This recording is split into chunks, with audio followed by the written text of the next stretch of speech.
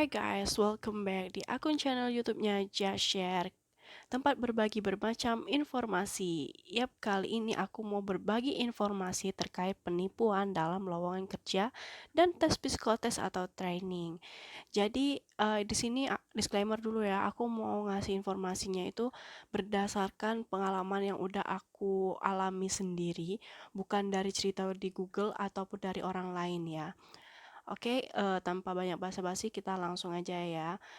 Pertama itu ciri-ciri lowongan kerja palsu. Yang pertama, dia selalu memakai nama perusahaan yang udah terkenal. Kenapa mereka banyak pakai nama perusahaan terkenal? Karena buat menarik peminat banyak orang. Tapi ada juga sebagian yang pakai nama karangan mereka sendiri. Jadi biar kita tuh nggak curiga-curiga amat gitu loh. Terus kita cuma mendapat kalau kita searching di Google, kita cuma dapat informasi ini cuma di website loker doang, nggak ada di website resminya mereka atau di blog-blog mereka sendiri gitu. Oke, yang kedua, memerlukan posisi atau jabatan dalam jumlah yang banyak.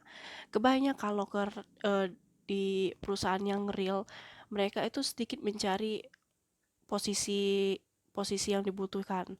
Kalau yang lowongan kerja palsu kebanyakan mereka mencantumkan banyak banget posisi yang diperlukan buat menarik banyak peminat orang.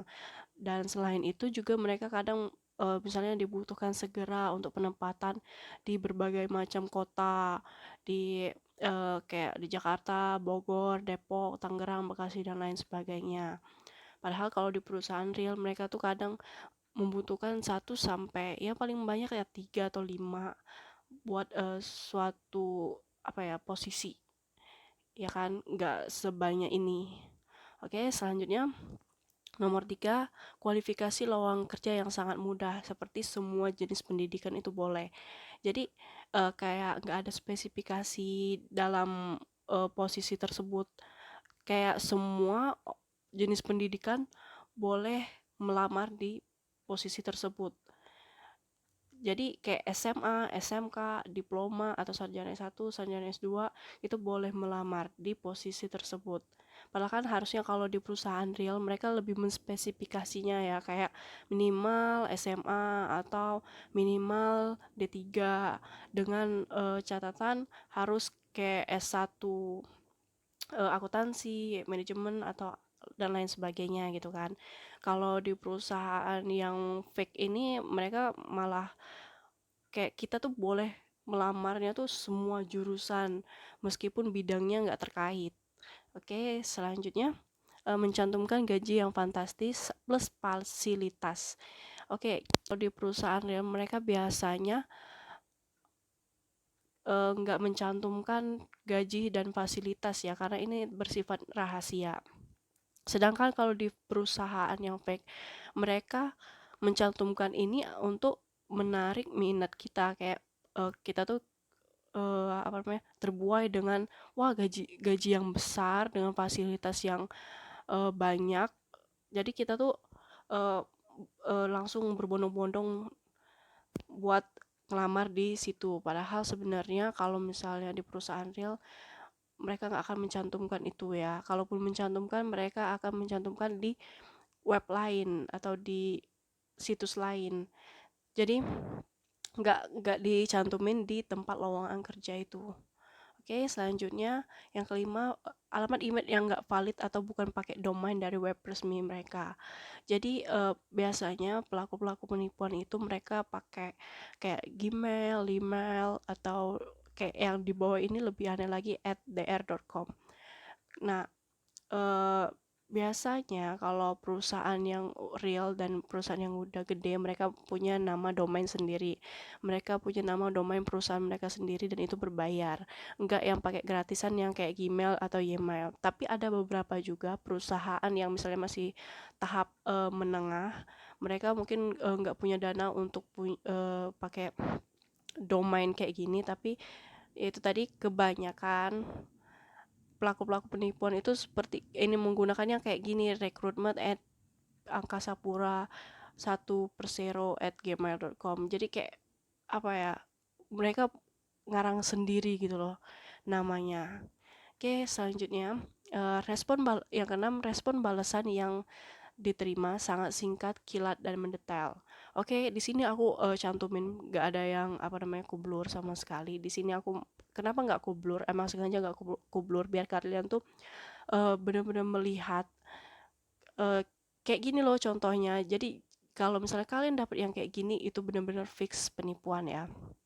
Oke, di sini kayak maksud dari singkat dan kilat dan mendetail tuh yaitu pertama, misal kalau kita ngelamar pekerjaan hari ini 1 sampai 2 hari itu langsung direspon sama mereka. Padahal kalau di perusahaan real mereka butuh waktu yang cukup lama buat merespon lamaran kerja kita. Karena kenapa? Karena banyak yang melamar, pasti yang melamar tuh ribuan, bukan 1 atau 2 orang doang.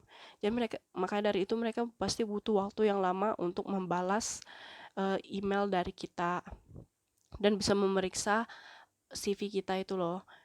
Dan kalau misalnya perusahaan yang real mereka itu nggak sebendetail ini, mereka pasti kayak singkat, padat, dan jelas. Enggak yang kayak gini yang bener-bener detail sampai dikasih tahu kalau kita naik ojek harus kayak gini alamatnya. Kalau misalnya kita naik angkutan umum kayak gini, kayak gitu. Ya, pokoknya bisa dilihat ya dari contoh yang udah aku cantumin di sini ya. Oke, selanjutnya yang ketujuh ada kata-kata berkas boleh menyusul padahal baru di tahap seleksi awal. Yap, kalau di logika sih biasanya berkas boleh menyusul itu tuh di tahap akhir dari seleksi kerja ya.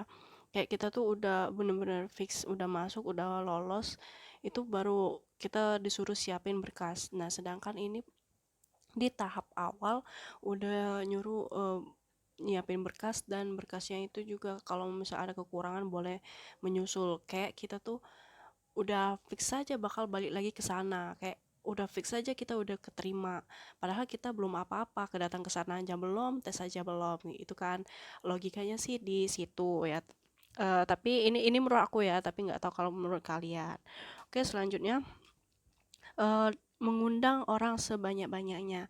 Di sini ada kejanggalan ya, kan harusnya kita itu ngirim lamaran dulu via email atau website, terus nanti di screening lagi, misalnya dari 1.000 orang jadi 100 orang.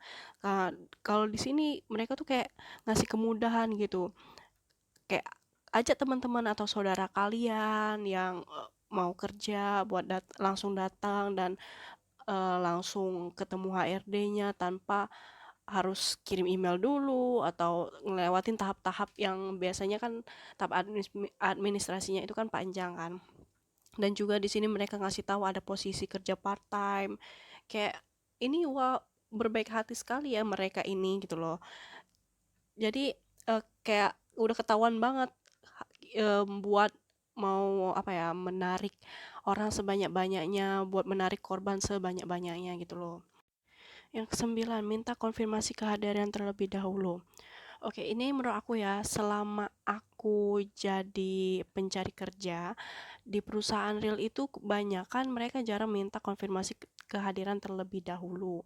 Mereka tuh ngundang aja kayak gitu, ngasih kita ini waktunya tanpa minta konfirmasi terlebih dahulu. Kalau yang sepengalaman aku ya, karena aku nggak pernah ngalamin itu, nggak pernah menerima itu, malah yang minta konfirmasi kehadiran terlebih dahulu itu yang aku terima itu kebanyakan dari perusahaan-perusahaan fake. Kenapa mereka minta konfirmasi kehadiran terlebih dahulu? Pasti mereka tuh mau kayak melihat kira-kira ada berapa banyak korban sih yang akan datang besok atau di waktu yang mereka tentukan tersebut.